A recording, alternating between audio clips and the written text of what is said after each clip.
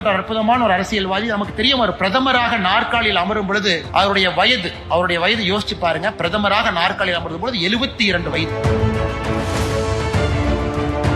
முந்திரி திராட்சை முழுசா இருக்கு. ஆச்சி பாயாசம் மிக்ஸ், ஒன்று வாங்கினால் ஒன்று இலவசம். அன்னைக்கு வாஜ்பாய் அவர்கள் பாராளுமன்றத்திற்கு போக முடியல, வெளியிருந்து சொல்றாங்க, இன்னைக்கு நாங்கள் 2 பேர், இன்னும் 20-30 ஆண்டுகள் கழித்து பெரும்பான்மையோடு பாரதிய ஜனதா கட்சி பாராளுமன்றத்தில் அமரும் என்று சவால் விட்டு,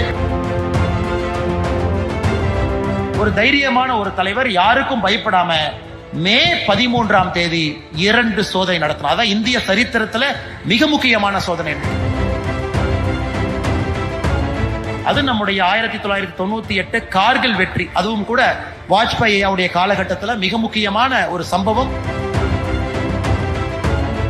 மரியாதைக்குரிய இன்றைய இந்தியாவுடைய துணை குடியரசுத் தலைவர் அருமையண்ணன் சிபி ராதாகிருஷ்ணன் அவர்கள் அந்த காலகட்டத்தில் கோயம்புத்தூர் மக்கள், இங்கு இருக்கக்கூடிய நம்முடைய அன்பு சொந்தங்கள், அவரை பாராளுமன்ற உறுப்பினராக வெற்றி பெற செய்து அந்த 1999 வாஜ்பாயினுடைய அரசுக்கு கோயம்புத்தூர் மக்களும் ஆதரவு கரம் நீட்டி இங்கிருந்து பாராளுமன்ற உறுப்பினராக அண்ணன் சிபிஆர் அவர்கள் அனுப்பி வைத்தார். அந்த 5 ஆண்டு காலம் எல்லோரும் எதிர்பார்த்தார்கள், 5 ஆண்டு காலம் இந்த ஆட்சி நிற்காது, 24 கட்சிகள் கூட்டணியில் இருக்க எப்படி ஒரு நாள் ஆட்சி நடத்த முடியும் என்று 24 கட்சிகளையும் சமாளித்து கூட வச்சு, ஏன்னா வாஜ்பாய் அவர்களை பொறுத்தவரை இந்திய மக்களுக்கு முதலாக ஒரு செய்தியை சொல்வதற்கு துடித்துக் கொண்டிருந்தார். காங்கிரஸ் இல்லாத ஒரு கூட்டணி இந்தியாவிலே 5 ஆண்டு காலம் ஆட்சியை முடித்து காட்ட வேண்டும் என்பது அவருடைய தலையில எப்போதுமே இருந்துச்சு. ஏன்னா நிறைய பேர் இன்னைக்கு நம்ம சொல்றோம், அன்னைக்கு 1999 திராவிட முன்னேற்ற கழகத்தோடு கூட்டணி வைத்தார்கள் பாரதிய ஜனதா கட்சி. 1998-99 அனைத்து இந்திய அண்ணா திராவிட முன்னேற்ற கழகத்தோடு கூட்டணி வைத்தார். என எல்லா நண்பர்களும் கூட நாம் புரிந்து கொள்ள வேண்டும். அன்னைக்கு வாஜ்பாய் முன்பு இருந்த மிகப்பெரிய சவால் காங்கிரஸ் தேர்தல் பிரச்சாரம் செய்யும் பொழுதெல்லாம் காங்கிரசுக்கு ஓட்டு போட்டா மட்டும்தான் நிலையான ஆட்சி கொடுக்க முடியும் என்று தேர்தல் பிரச்சாரம் செய்வார். ஆனா வாஜ்பாய் அவர்கள் அதை ஒரு முறை முறியடித்து காட்ட வேண்டும், ஒரு முறை நிலையான 5 ஆண்டு கால ஆட்சி கொடுக்க வேண்டும் என்கின்ற அடிப்படையில் மிக வெற்றிகரமாக 5 ஆண்டு காலம் தேசிய ஜனநாயக கூட்டணி 1999 2004 அந்த ஆட்சியை முடித்து காண்பித்தான். அப்படிப்பட்ட ஒரு அற்புதமான ஒரு அரசியல்வாதி. நமக்கு தெரியும், ஒரு பிரதமராக நாற்காலியில் அமரும் பொழுது அவருடைய வயது யோசிச்சு பாருங்க. பிரதமராக நாற்காலியில் அமரும் பொழுது 72 வயது. ஒரு மனிதன் சின்ன வயசுல இருந்து அரசியல், சின்ன வயசுல இருந்து சங்க பொறுப்பு, 28 வயசுல தேர்தல் அரசியலுக்கு வந்துட்டாரு. வெற்றிகள் தோல்விகள் எல்லாத்தையும் பார்த்திருக்காரு.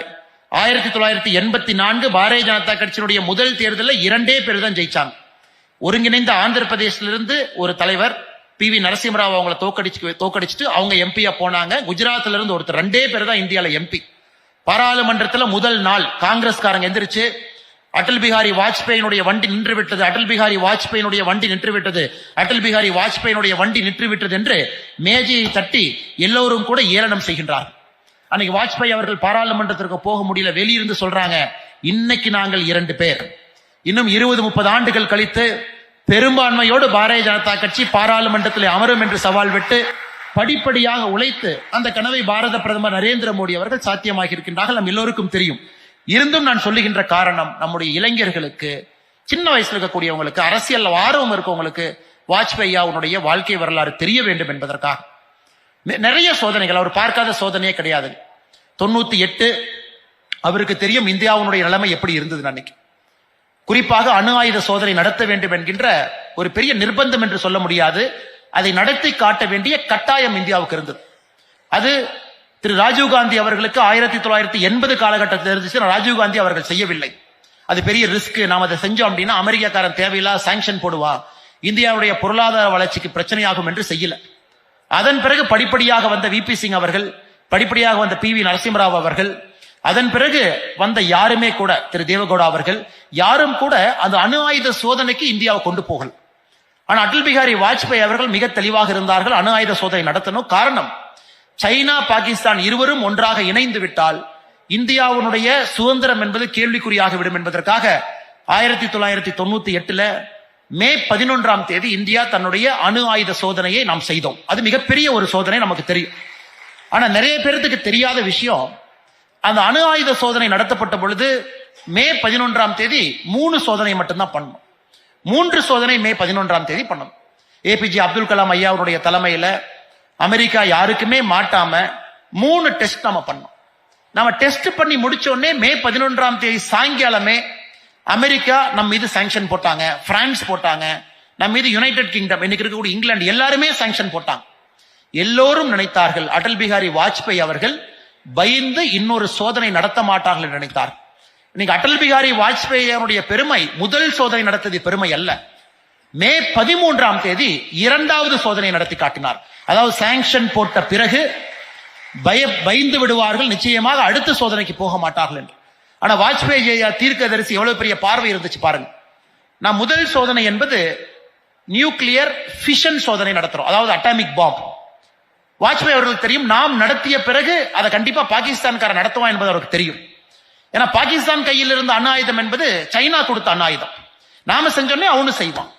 ஆனா வாஜ்பாய் அவர்கள் யோசனையை இன்னும் ஒரு படி முன்னாடி போய் நாம நியூக்ளியர் ஃபியூஷனை பண்ணணும், அதாவது ஹைட்ரஜன் பாம்பு, அந்த டெக்னாலஜி நம்மகிட்ட இருக்கு, அதையும் செய்து காட்டிவிட்டால் ஒன்று உலக நாடுகளுக்கு நாம் ஒரு பெரிய மெசேஜ் கொடுக்கிறோம், அடுத்து பாகிஸ்தானுக்கு சைனாவுக்கு சொல்றோம் நீங்களும் ஆட்டம் பாம் டெஸ்ட் பண்ணுவீங்க, பட் நாங்க ஹைட்ரஜன் பாம் டெஸ்ட் பண்ணிருக்கோம் அப்படின்னு.